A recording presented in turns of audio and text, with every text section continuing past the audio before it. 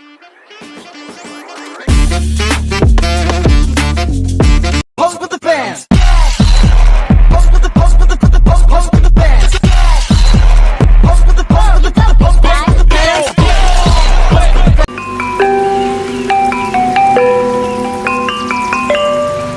Perencanaan Pembangunan Nasional atau Bappenas memprediksi Indonesia akan kehabisan petani pada 2063.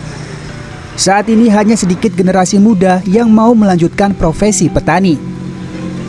Pada 1976, 65,8% warga Indonesia bekerja di sektor pertanian.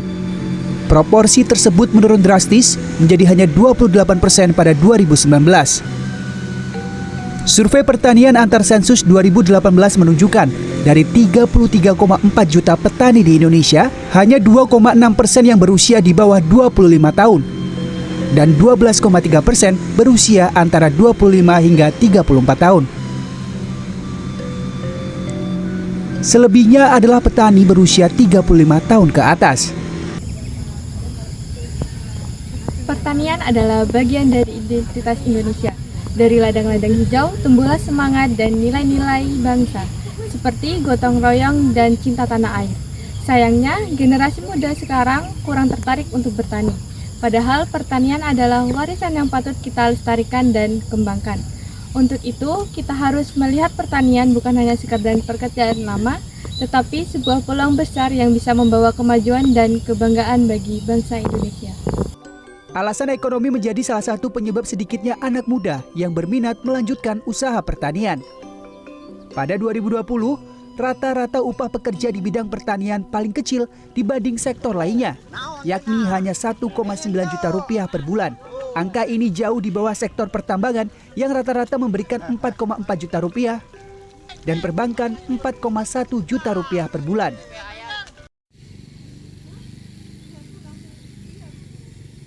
Banyak generasi muda yang lebih memilih kota dan pekerjaan di bidang teknologi atau industri. Pertanian dianggap kotor dan kurang menjanjikan. Akibatnya generasi petani melemah dan ketahanan pangan nasional terancam. Padahal identitas nasional kita melekat erat dengan cara kita bertani, mengolah tanah dan menjaga alam. Jika kita kehilangan generasi muda di pertanian, kita juga kehilangan bagian dari jati diri bangsa. Bayu menambahkan pemerintah saat ini banyak memberi bantuan saprotan atau sarana produksi pertanian, termasuk memperkenalkan teknologi terbarukan. Tetapi menurut Bayu, menarik minat anak muda untuk kembali menggeluti pertanian tak cukup dilakukan dengan iming-iming memberi traktor dan subsidi pupuk.